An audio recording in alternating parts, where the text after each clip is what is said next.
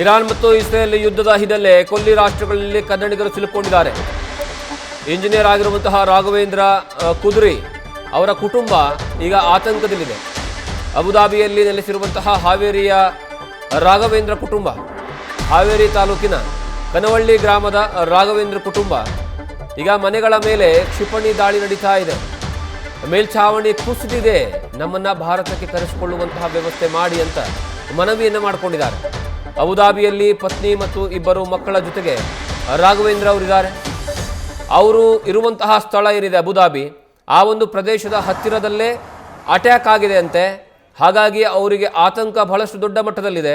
ಆದಷ್ಟು ಬೇಗ ನಮ್ಮನ್ನು ಕರೆಸ್ಕೊಳ್ಳಿ, ನಾನು ಮತ್ತು ನನ್ನ ಪತ್ನಿಯ ಜೊತೆಗೆ ಇಬ್ಬರು ಮಕ್ಕಳಿದ್ದೀವಿ, ಅವರೆಲ್ಲರಿಗೂ ಸಹ ಆತಂಕ ಆಗ್ತಾ ಇದೆ. ಹಾಗಾಗಿ ಆದಷ್ಟು ಬೇಗ ನಮ್ಮನ್ನು ಕರೆಸ್ಕೊಳ್ಳಿ ಅಂತ ಮನವಿಯನ್ನು ಮಾಡ್ಕೊಂಡಿದ್ದಾರೆ.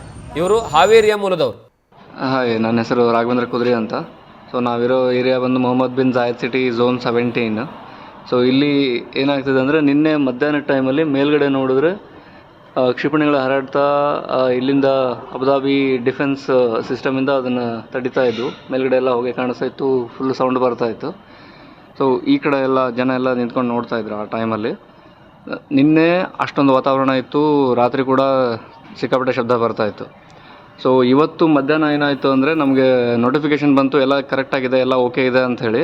ಅದೇ ಕ್ಷಣಕ್ಕೆ ಮಧ್ಯಾಹ್ನ ಒಂದು 12:30 1 ಗಂಟೆ ಸುಮಾರಿಗೆ ಇಲ್ಲಿಂದ ಒಂದು ಕ್ಷಿಪಣಿ ಫಾಸ್ಟಾಗಿ ಹೋಗಿ ಆ ಜಾಗದಲ್ಲಿ ಬ್ಲಾಸ್ಟ್ ಆಯಿತು.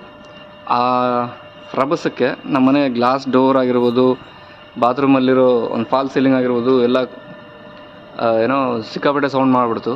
ನಾವು ತುಂಬ ಭಯ ಪಟ್ಕೊಂಡು ಇವಾಗ ಮನೆ ಬಿಟ್ಟು ಹೊರಗಡೆ.